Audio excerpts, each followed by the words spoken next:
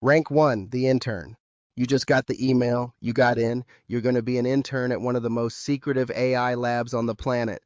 You tell your friends and they lose their minds. Your parents don't really understand what you'll be doing, but they're proud anyway. You show up on your first day in a shirt you ironed the night before. The building looks like nothing from the outside, just glass and concrete.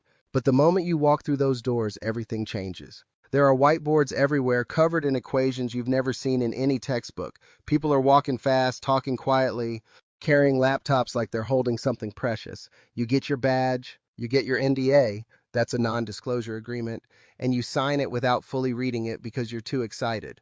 Someone tells you that you can't talk about anything you see inside these walls. Not to your girlfriend, not to your best friend, nobody. You nod and say you understand. You don't fully understand yet, but you will. Your job as an intern is simple. You run tests, you clean data, you write small pieces of code that feed into a much bigger machine you haven't been allowed to see yet. You sit in a corner with three other interns and you all pretend you know more than you do. Every day you eat lunch in the cafeteria and listen to the senior engineers talk and you try to absorb everything like a sponge. You stay late every night not because anyone asked you to, but because you're terrified of falling behind. Some nights you go home and stare at the ceiling wondering if you're smart enough to survive here.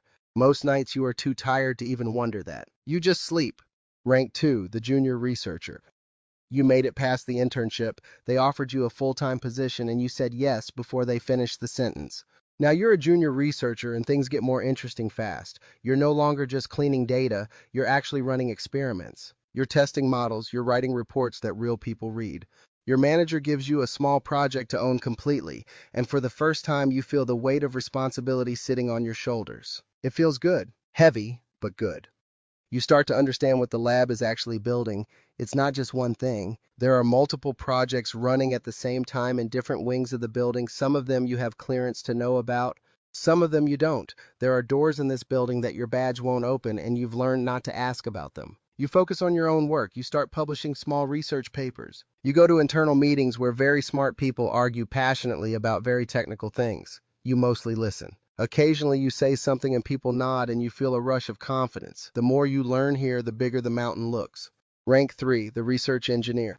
2 years in and you have leveled up again. You are now a research engineer. This is where the real work begins. You are not just running experiments anymore. You are building the systems that run the experiments. You are writing the code that other researchers depend on every single day. If your code breaks, everything breaks. That kind of pressure either makes people collapse or makes them incredibly sharp. It made you sharp. You now work directly with some of the most brilliant minds in the world, and you realize quickly that genius looks nothing like what you expected. These people are weird in the best way. Some of them talk a mile a minute and can barely look you in the eye. Some of them are so quiet in meetings that you forget they're there, and then they say one sentence that changes the entire direction of the conversation. You learn to never judge who is smart by how they look or how they talk. You have been wrong too many times.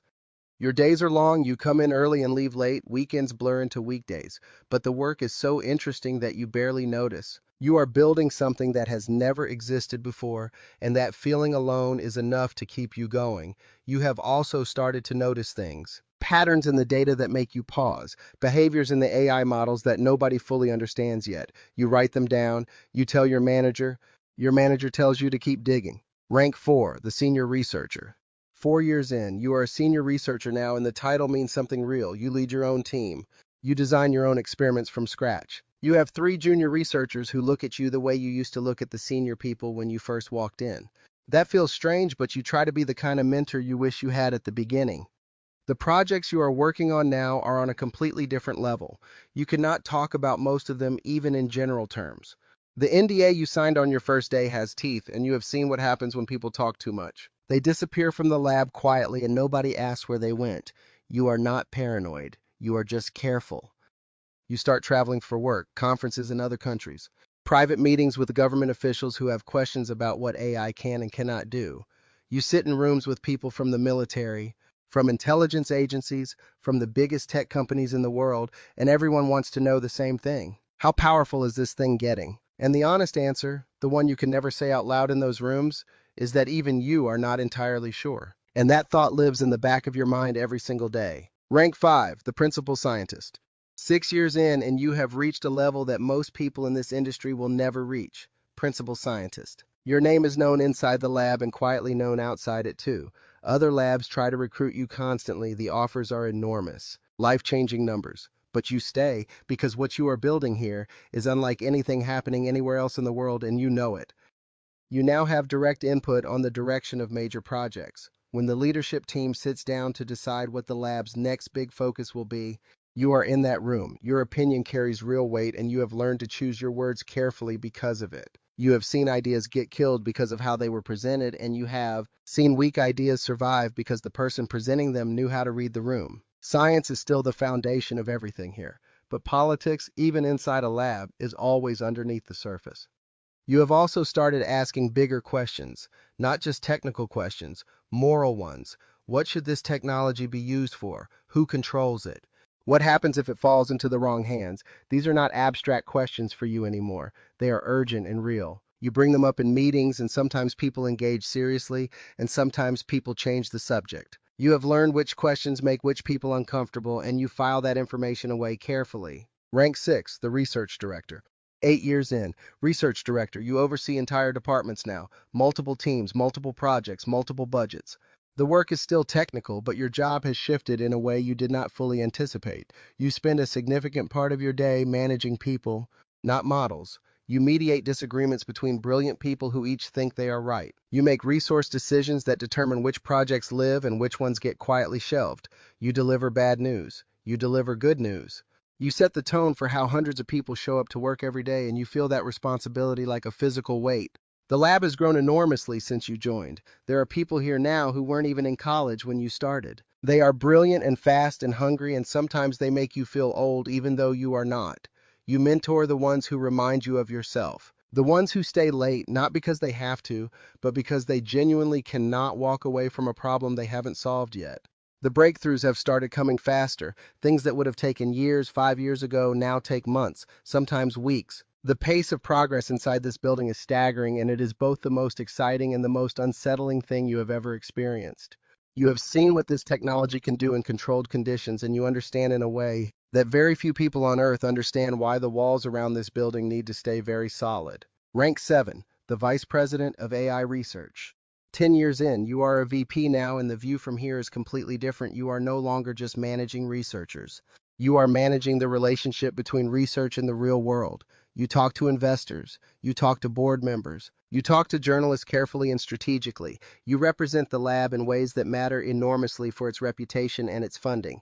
You have had to become a different kind of person than the one who walked in here as a nervous intern a decade ago, and some days you are not sure how you feel about that. The decisions you make now have consequences at a scale that still catches you off guard sometimes. A single choice about which safety protocol to implement or skip can affect millions of people who will never know your name. You think about this more than you sleep some nights. The lab has robust safety teams and ethics boards and review processes, and you believe in all of it. But you also know that the pressure to move fast is real and constant, and it comes from every direction, including directions you did not expect. You have competitors now who are closing the gap. Other labs in other countries that are not slowed down by the same ethical frameworks you operate under. That tension between moving fast and moving right is the central tension of your professional life. You navigate it every single day, and you do not always get it right. Nobody does. The CEO. 15 years in, maybe you were a founder. Maybe you built this lab from nothing, from a single idea in a small office with 4 people and a whiteboard and an enormous ambition that everyone said was crazy. Either way, you are here now. You are the CEO, the person whose name is attached to everything this lab does in the public eye. The job at this level is unlike anything below it. You are making decisions that have no playbook. Nobody has ever built what you are building at this scale before. There are no experienced mentors you can call who have been exactly where you are. You read history, you talk to philosophers and economists and neuroscientists and military strategists. You try to triangulate wisdom from every direction because the decisions you are making now will matter for a very long time after you are gone. The weight of it is enormous. You carry it quietly because that is what the job requires. Your team needs to see confidence and direction and clarity. So you project those things even on the days when you feel none of them. You have a small circle of people you trust completely, people who tell you the truth even when it is not what you want to hear, and you protect that circle like it is the most valuable asset you have, because it is. You know things about the technology that most of the world does not know yet, and you know that what is coming, what is already here, in controlled form inside those windowless walls, is going to change everything. Not some things, everything. And you wake up every single morning thinking about how to make sure that change is a good one.